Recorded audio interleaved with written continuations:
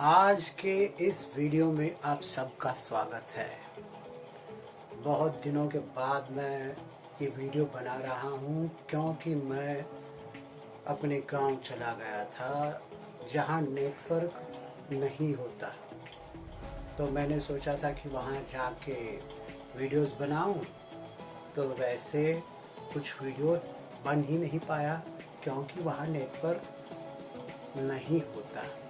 ठीक है, बात नेटवर्क की छोड़ो। अब हम ये जो वीडियो आज बना रहे हैं वो डायरेक्ट इनडायरेक्ट स्पीच या इनडायरेक्ट को ही रिपोर्टेड स्पीच कहते हैं, उसका वीडियो बनाएंगे।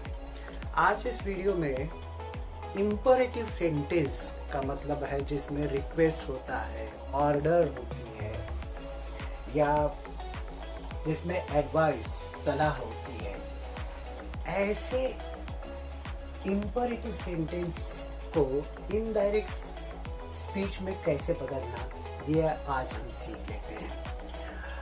आइए, पहला एग्जाम्पल दिया है, please give me your pen he said to her. इस प्लीज शब्द से ही ये तय होता है कि ये रिक्वेस्ट है।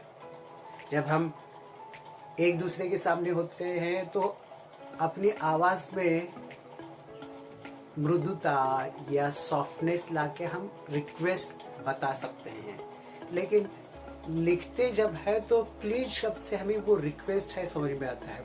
इसलिए मैंने अब यहाँ एक पहला रिक्वेस्ट का इम्परेटिव सेंटेंस लिया है। इम्परेटिव का मतलब है जिस सेंटेंस में रिक्वेस्ट होता है,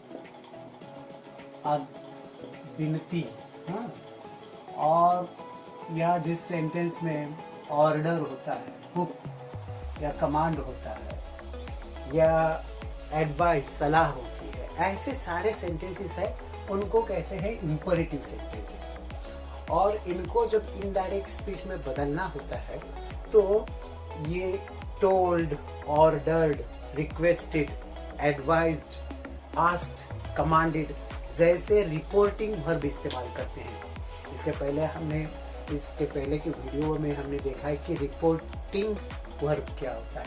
जैसे यहाँ है, सेड है, ये रिपोर्टिंग वर्ब है।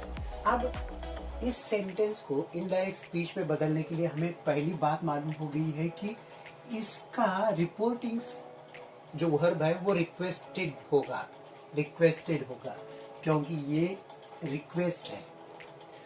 इसलिए हम इसको प्लीज को हटाएंगे क्योंकि उसी में रिक्वेस्ट को वो एक्सप्रेस करते हैं।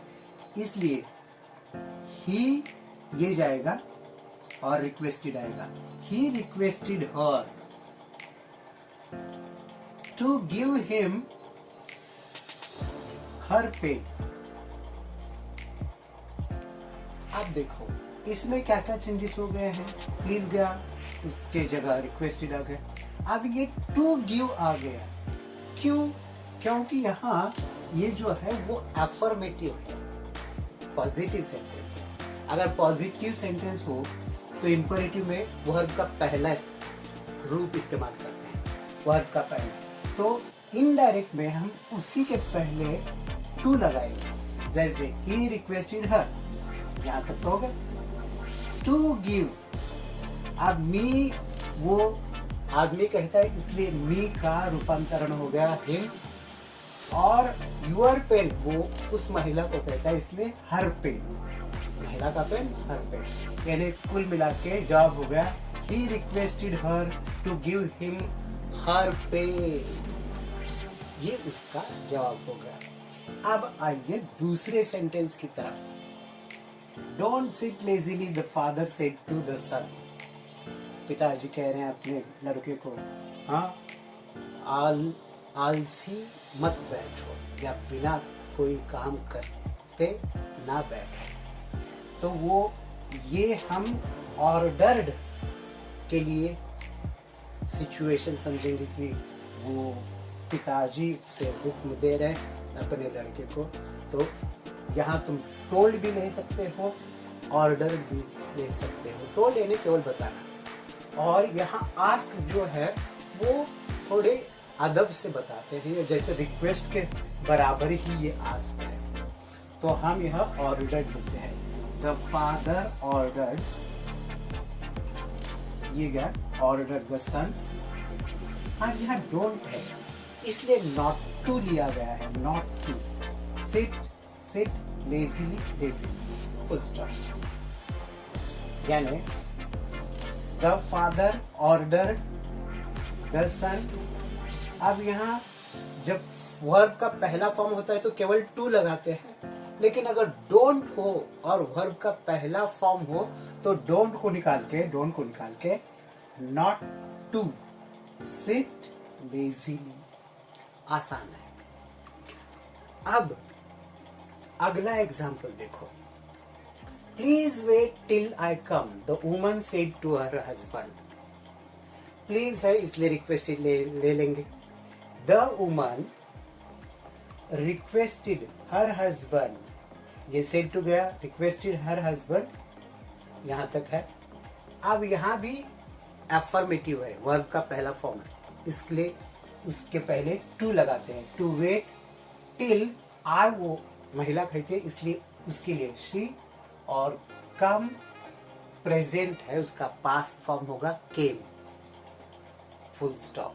यानी the woman requested her husband to wait till she came. एक बात ध्यान रखो कि जब एफर्मेटिव वर्ब का पहला फॉर्म हो तो उसी के पहले टू को लगाते हैं, जैसे यहां है टू को लगाते हैं। जब डोंट होता है तो डोंट को निकाल के नॉट टू को लेते हैं। अब ऐसा ही एक एग्जाम्पल आगे है, doctor Lee said don't eat too spicy and oily food mister John. Mister John को डॉक्टर ली कहते हैं, ज्यादा मसालेदार और ज्यादा तेल इस्तेमाल किया हुआ खाना मत खाना। अब यहाँ देखो, डॉक्टर ली एडवाइज्ड, डॉक्टर बता रहे हैं इसलिए वो सलाह होगी, ये समझकर हमने एडवाइज्ड को ले लिया।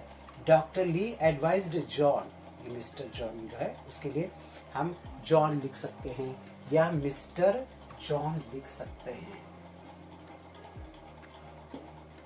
Doctor Lee advise mister John. अब यहां देखो डोंट है, डोंट को निकाल के not to eat too spicy and oily food. यानी अगर इंपरेटिव सेंटेंसेस को इनडायरेक्ट स्पीच या रिपोर्टेड स्पीच उसे कहते हैं, उसमें बदलना है तो सिंपल सी बातें हैं, टोल्ड को इस्तेमाल करो या ऑर्डर्ड को सिचुएशन के मुताबिक, रिक्वेस्टेड को या एडवाइज्ड को या आस्क्ड को। जो टोल्ड आस्क इक्वल ही है, आस्क में थोड़ी ज्यादा हम्बलनेस, विनम्रता होती है। कमांडेड, जब मिलिट्री या कोई अफसर ऑर्डर देता है तो वो कमांड होता है, यानी वो केवल वही दे सकता है, ऑर्डर कोई भी दे सकता है, लेकिन जो ऑफिसर होते हैं वो कमांड करते हैं, जैसे मिलिट्री के ऑफिसर। तो इतनी सारी बातें ध्यान में रख के हम इंपरेटिव सेंटेंसेस को इनडायरेक्ट स्पीच में आसानी से बदल सकते हैं। मैं आशा करता हूं कि ये वीडियो आपको फायदेमंद साबित होगा, आपके लिए फायदेमंद साबित होगा। आप इसे देखें, पूरी तरह से देखें, शुरू से अंत तक, और फिर उसकी प्रैक्टिस करके अपनी इंग्लिश को और निखरना शुरू कर देना। आज के लिए इतना ही काफी है। कहता हूँ thank you, goodbye, take care.